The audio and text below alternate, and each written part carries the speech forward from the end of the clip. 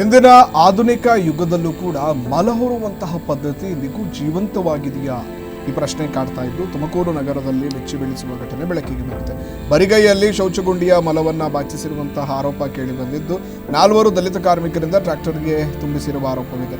KB engineer ಸಂಘದ ಆವರಣದಲ್ಲಿ ಘಟನೆ ಜರುಗಿದ್ದು ತಪ್ಪಿತಸ್ಥರ ವಿರುದ್ಧ ಅಟ್ರಾಸಿಟಿ ಕಾಯ್ದೆ ಸೇರಿದಂತೆ ಕಠಿಣ ಕಾನೂನು ಕ್ರಮ ಕೈಗೊಳ್ಳುವಂತೆ ಸ್ಥಳೀಯರು ಆಗ್ರಹಿಸಿದ್ದಾರೆ.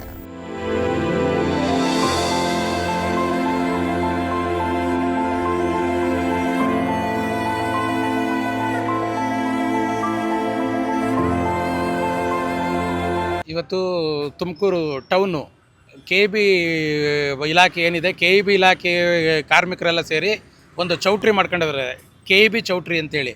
ಆ KB ಚೌಟ್ರಿ ಪಿಟ್ ಏನಾಗಿದೆ, ಫುಲ್ ತುಂಬಿದ ನಂತರ ಏನು ಮಾಡಿದ್ದಾರೆ, SC ಸಮುದಾಯದ 3 ಜನ ಕಾರ್ಮಿಕರು, ಅಮಾಯಕ ಬಡ ಕಾರ್ಮಿಕರನ್ನು ಮಣ್ಣು ಬನ್ನಿ ತುಂಬಿ ಅಂತೇಳಿ ಇಲ್ಲಿ ಶೌಚಾಲಯ ತುಂಬಿಸಿ ಅದು ಅವ್ರಿಗೆ ಯಾವುದೇ ಭದ್ರತೆ ಅಥವಾ ಕೈಗೆ ಯಾವುದಾದ್ರೂ ಗ್ಲೌಸು ಎಂಥದ್ದು ಕೊಟ್ಟಿಲ್ಲ. ಅದೆಲ್ಲದಕ್ಕಿಂತ ಮುಖ್ಯವಾಗಿ ಸರ್ಕಾರದ ಸುತ್ತೋಲೆನೇ ಇದೆ, SC ST ಸಮುದಾಯಗಳನ್ನು ಅಥವಾ ಇನ್ನಿತರ ಯಾವುದೇ ಸಮುದಾಯಗಳನ್ನಾಗಲಿ ಬಳಸಿ ಶೌಚಾಲಯನ ಅಂದರೆ ಮನುಷ್ಯನಿಂದ ಎತ್ತಬಾರ್ದು ಅಂತೇಳಿ, ಯಂತ್ರೋಪಕರಣಗಳನ್ನು ಬಳಸಿ ಎತ್ತಿ ಅಂತೇಳಿ.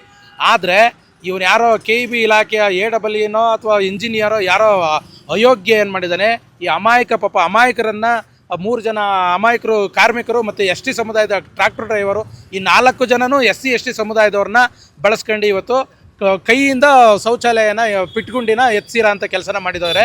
ನಾವು ಇಲ್ಲಿ ಹಾದು ಹೋಗ್ಬೇಕಾದ್ರೆ ನೋಡಿದೆ, ನನಗೆ ಕಣ್ಣಲ್ಲಿ ನೀರು ತುಂಬ್ಕತ್ತು.